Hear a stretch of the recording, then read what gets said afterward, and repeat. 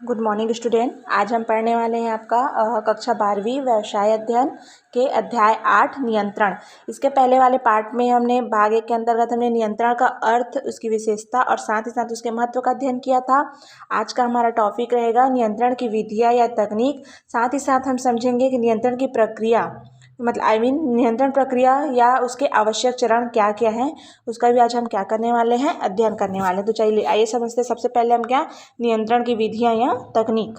देखिए, नियंत्रण की विधियाँ या तकनीक कहा जा रहा है तो नियंत्रण की विधियों को नियंत्रित तकनीक या नियंत्रण के उपकरण या प्रणाली भी कहा जाता है। ठीक है, तो प्रबंधक का प्रमुख कार्य उपक्रम के कार्यों को नियंत्रण करना है और इस हेतु वह विभिन्न तकनीक या उपकरण, जिन्हें औजार भी कहा जाता है, उसका उपयोग करता है। अब देखिए, नियंत्रण की अनेक विधियाँ हैं जिसमें मुख्य रूप से 2 भाग में बांटा गया है। तो नियंत्रण की विधियों को कितने भाग में बांटा गया है? 2 भाग में बांटा गया है। पहला है आपका नियंत्रण की सामान्य विधियाँ और दूसरा है नियंत्रण की विशिष्ट विधियाँ। तो सबसे पहले हम अध्ययन करने वाले हैं नियंत्रण की सामान्य विधियाँ। ठीक है, तो देखिए, नियंत्रण की सामान्य विधियों के अंतर्गत हम सबसे पहले समझते हैं कि सामान्य विधियों से आशय नियंत्रण संबंधित उन कार्यों से है जो किसी उपक्रम का प्रबंधक सामान्य का प्रयोग में लाता है। ठीक है, तो सबसे पहले देखते हैं नियंत्रण के सामान्य विधियों के अंतर्गत अवलोकन द्वारा नियंत्रण। अभी अवलोकन द्वारा नियंत्रण क्या होता है? तो देखिए, कर्मचारियों के कार्यों का प्रत्यक्ष अवलोकन कर उन पर नियंत्रण करना क्या कहलाता है? अवलोकन द्वारा नियंत्रण कहा जाता है। यह नियंत्रण की बहुप्रचलित विधि है। इस विधि की विशेषता यह है कि इसमें कर्मचारियों एवं प्रबंध अधिकारियों के बीच संबंध स्थापित हो जाता है तथा बना रहता है। इस उपक्रम की अनेक समस्याएं क्या होती है? अपने आप ही हल होती जाती है। दूसरा है इसमें अंकेक्षण द्वारा नियंत्रण। अब अंकेक्षण द्वारा नियंत्रण कैसे बोला जा रहा है? तो देखिए, अंकेक्षण का आशय लेखा पुस्तकों का क्या करना है? परीक्षण करना है, मतलब उसका निरीक्षण करना है। यह 2 प्रकार का हो सकता है। कौन कौन सा हो सकता है? तो देखिए, आंतरिक अंकेक्षण और दूसरा हो सकता है आपका बाह्य अंकेक्षण। तो देखिए, उपक्रम के वित्त से संबंधित विभागों के लिए क्या है? बहुत ही आवश्यक माना गया है। तो आप समझ गए होंगे कि अंकेक्षण के कितने प्रकार बताया जा रहा है। एक तो आंतरिक अंकेक्षण और दूसरा होता है आपका बाह्य अंकेक्षण। तीसरा विधि के अंतर्गत है आपका अभिप्रेरणा द्वारा नियंत्रण। तो अभिप्रेरणा द्वारा नियंत्रण क्या बोला जा रहा है? तो कर्मचारियों को कार्य के प्रति प्रेरित करना अभिप्रेरणा द्वारा नियंत्रण है। यह नियंत्रण की क्या है? सबसे उत्कृष्ट विधि है। ठीक है, और इसे स्वनियंत्रण भी कहा जाता है। चौथा विधि है आपका नीतियों द्वारा नियंत्रण। तो नीतियों द्वारा नियंत्रण क्या है? तो नीतियों को भी नियंत्रण का एक साधन माना जाता है, क्योंकि इससे कर्मचारियों का मार्गदर्शन होता है तथा कार्य क्षेत्र एवं सीमा निर्धारित हो जाती है। निर्धारित नीतियों के विरुद्ध कार्य नहीं किया जा सकता। इस प्रकार कर्मचारियों पर नियंत्रण स्थापित हो जाता है। पांचवें चलते हैं आपका अपवाद द्वारा नियंत्रण। अब अपवाद द्वारा नियंत्रण क्या है? तो देखिए, नियंत्रण की इस विधि में उपक्रम का प्रबंधक अपवाद की स्थितियों पर ध्यान देता है तथा उन्हें समाप्त करने के लिए प्रयत्नशील रहता है। तो उपक्रम में अपवाद की स्थिति का आशय उन कार्यों से है जो निर्धारित योजना के अनुसार नहीं है। छठवां है आपका उदाहरण द्वारा नियंत्रण। तो उदाहरण द्वारा नियंत्रण क्या है आपका? तो देखिए, यह नियंत्रण का एक उत्कृष्ट उदाहरण है। अधिकारी का व्यवहार इस प्रकार से जैसा कि वह अपने अधीनस्थों से चाहता है। तो प्रबंधक द्वारा अपने कार्य एवं व्यवहार का आदर्श उदाहरण प्रस्तुत करने में अधीनस्थ कर्मचारी उस प्रकार क्या करते हैं? व्यवहार करेंगे।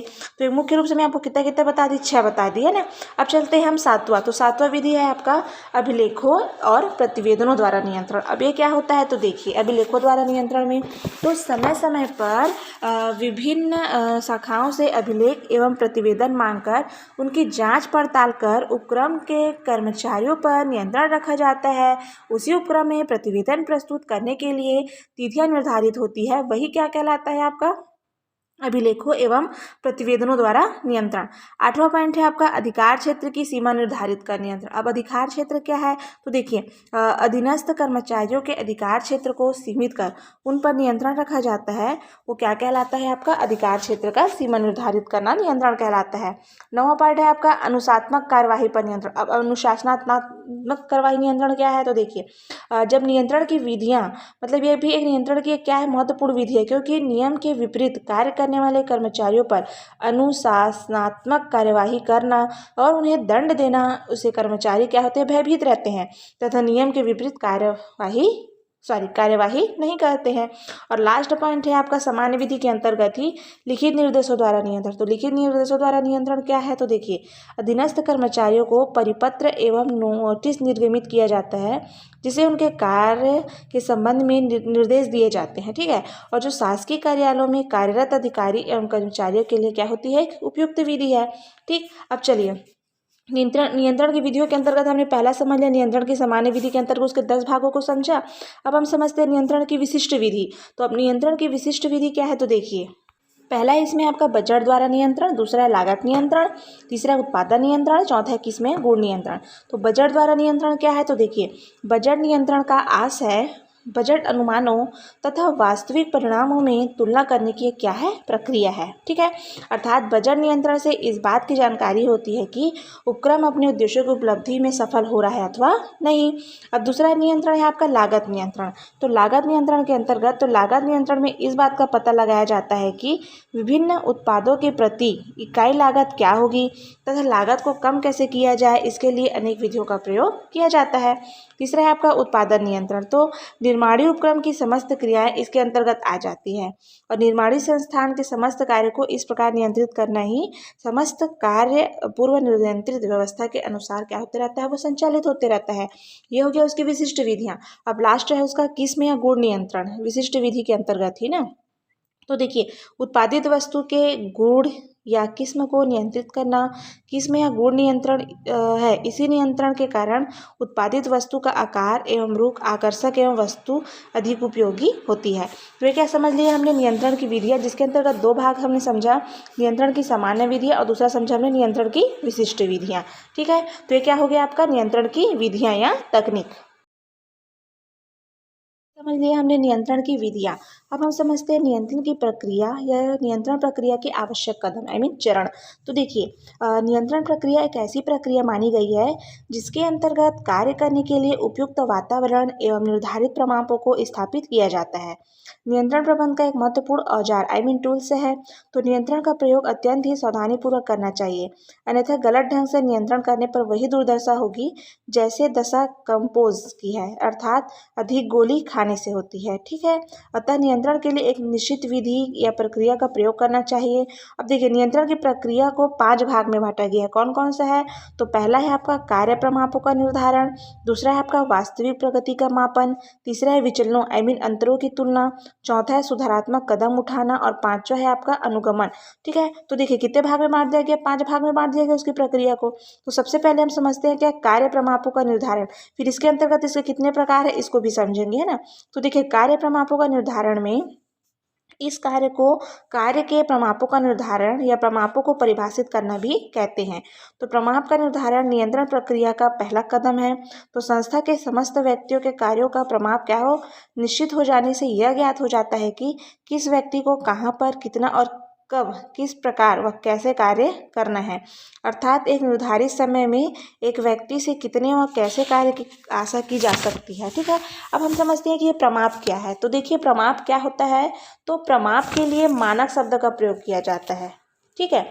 तो देखिए किसी कार्य को प्रारंभ करने से पूर्व उसके संबंध में निम्न का निर्धारण करना प्रमाप का निर्धारण कहा जाता है। तो जैसे क्या क्या हो सकता है, तो किसी कार्य के लिए कितनी सामग्री लगेगी, सामग्री का स्तर क्या होगा, श्रम स्तर का मात्रा क्या होगा, एक निश्चित अवधि में कितना उत्पादन होगा, कार्य हेतु क्या क्या सुविधाएं और परिस्थितियां होगी, संपूर्ण उत्पादन में कितना व्यय होगा, निश्चित अवधि में विक्रय की मात्रा क्या होगी, विक्रय में लाभ की मात्रा क्या होगी, ये सब क्या कहलाता है, प्रमाप कहलाता है, ठीक है। अब देखिए प्रमाप का निर्धारण एक निश्चित विधि से विशेषज्ञों की सलाह से किया जाना चाहिए, ठीक है।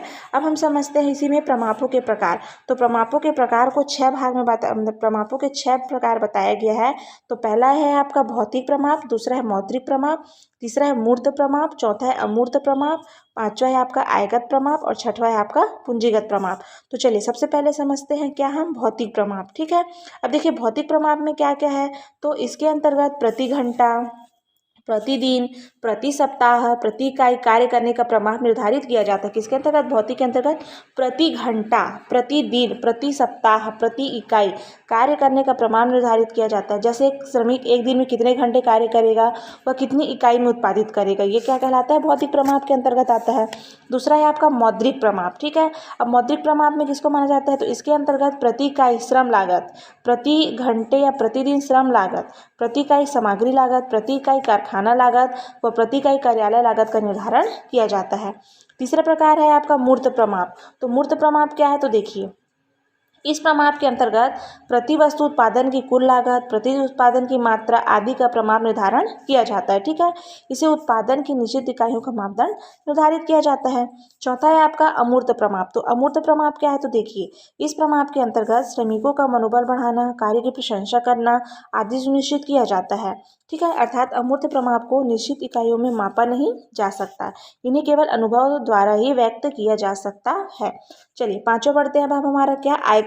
आयगत प्रमाप। तो अब ये आयगत प्रमाप क्या है? तो देखिए, आयगत प्रमाप में इसके अंतर्गत विक्रय मूल्य से संबंधित मापदंड निर्धारित किए जाते हैं। जैसे किसी नगर में प्रति व्यक्ति बिक्री का प्रमाप, किसी ट्रांसपोर्ट कंपनी का प्रति व्यक्ति आय, किसी संस्था की प्रति व्यक्ति आय। ठीक, और लास्ट प्रमाप में चलते हम प्रमापों के प्रकार के अंतर्गत ही पूंजीगत प्रमाप। तो पूंजीगत प्रमाप में इस प्रमाप के अंतर्गत पूंजीगत व्ययों का निर्धारण किया जाता है।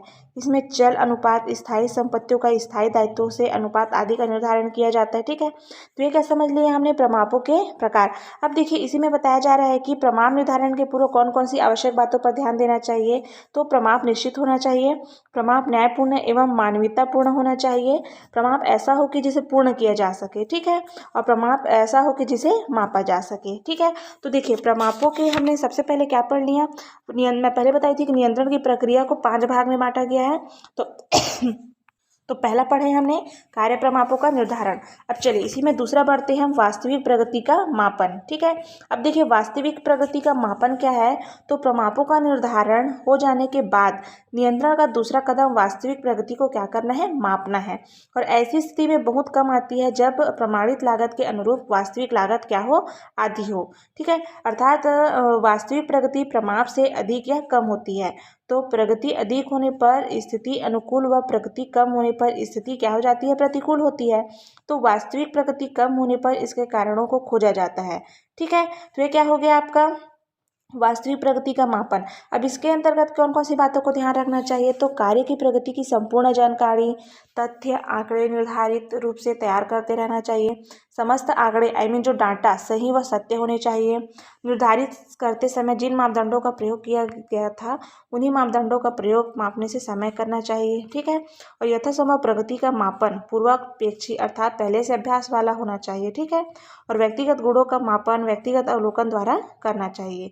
और वास्तविक प्रगति का मापन भेदभाव रहित होना चाहिए। तो ये क्या समझा हमने? नियंत्रण प्रक्रिया के पहला समझ लिया हमने क्या? कार्य प्रमापों का निर्धारण। दूसरा समझ लिया हमने वास्तविक प्रगति का मापन। चलिए तीसरा बढ़ते हैं। अब क्या है आपका? तो तीसरा है आपका विचलनों की तुलना। तो विचलनों की तुलना क्या है? देखिए, तो देखिए क्या बोला जा रहा है कि नियंत्रण प्रक्रिया का यह तृतीय कदम है। इस कदम के अंतर्गत वास्तविक कार्य को प्रमाणित कार्यों के बीच में जो अंतर होता है उसे ज्ञात किया जाता है। तो विचलन क्या है? तो देखिए, निर्धारित प्रमाप से वास्तविक निष्पादन की तुलना की जाती है और इसके पश्चात प्रमाप से वास्तविक उत्पादन जितना कम या अधिक होता है उसे ही क्या कहते हैं? हम विचलन कहते हैं। ठीक है, अब देखिए ये क्या हो गया आपका? अब देखिए विचलनों का विश्लेषण तो किस आधार पर किया जाता है? तो विचलनों के कारण को ज्ञात करने हेतु विचलनों का विश्लेषण करना अति आवश्यक है, जिसके अंतर्गत पहला है आपका प्रमापित प्रगति की वास्तविक प्रगति से तुलना करना और दूसरा है इसका अंतरों के कारणों की खोज करना। चलिए अब नियंत्रण प्रक्रिया के अंतर्गत हम चौथा चलते हैं, सुधारात्मक कदम उठाना। ठीक है, अब ये सुधारात्मक कदम उठाना क्या है? तो चलिए बढ़ते हैं आगे। अब हम तो देखिए नियंत्रण प्रक्रिया का यह चतुर्थ व अंतिम कदम है। तो इस प्रक्रिया में त्रुटियों कमियों की जांच कर उन्हें दूर करने हेतु आवश्यक कदम उठाए जाते हैं। ठीक है, तो त्रुटियों के कारण बिगड़े कार्यों को सही करने की क्रिया सुधारात्मक क्रिया कही जाएगी। ठीक है, और कुछ ऐसे कदम उठाए जाते हैं जो भविष्य के लिए क्या होते हैं? लाभप्रद और प्रेरणादायी हो सकते हैं तथा इसे भविष्य में होने वाले त्रुटियों को रोका जा सकता है। ठीक है, अब इसमें कदम कौन कौन से उठाए जाते हैं? तो देखिए सुधारात्मक कार्रवाई तत्काल करनी चाहिए, ठीक है। अंतरों को आधार मानकर सुधारात्मक कदम उठाना चाहिए। विचलनों का हिसाब जो विभाग रखता है उसी विभाग द्वारा सुधारात्मक कार्यवाही करनी चाहिए। अब हम पांचवा चलते हैं आपका नियंत्रण प्रक्रिया के अंतर्गत ही अनुगमन। तो ये अनुगमन मतलब होता है फॉलो करना, ठीक है। तो सुधारात्मक कदम उठाने के साथ ही साथ यह भी देखा जाना आवश्यक होता है कि उठाए गए सुधारात्मक कदम का क्या तथा कैसा प्रभाव हो रहा है तथा यह पर्याप्त है या कुछ अन्य सुधारात्मक उपायों की आवश्यकता होगी, उसका ध्यान देना। तो आज का हमारा टॉपिक क्या था? नियंत्रण की विधियां और साथ ही साथ उसके आवश्यक कदम। तो ये हमने क्या पढ़ लिया? आज का हमारा टॉपिक खत्म हुआ, नियंत्रण की विधियां और साथ ही साथ हमने अध्ययन किया आज नियंत्रण प्रक्रिया के आवश्यक कदम।